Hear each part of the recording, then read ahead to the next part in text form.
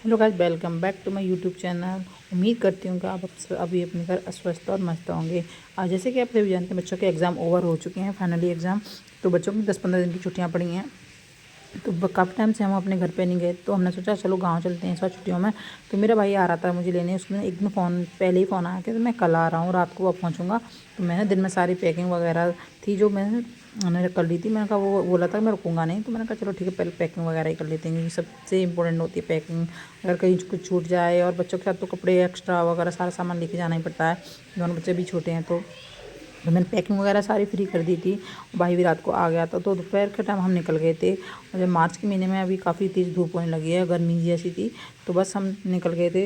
ये था दोपहर का टाइम। वो गाड़ी से आया था लेने के लिए, तो हम गाड़ी से ही गए थे।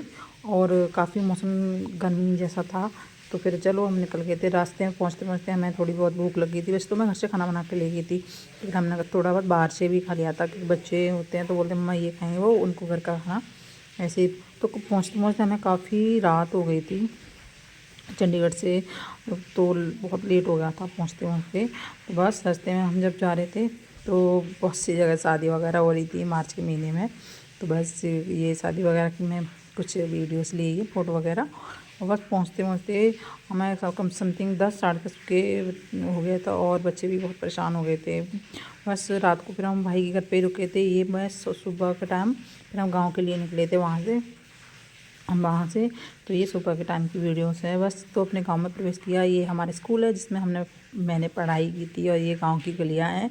गांव में घुसते ही एक अलग ही वाइब होती है। बस आ गए हम ये गांव में, गलियों में।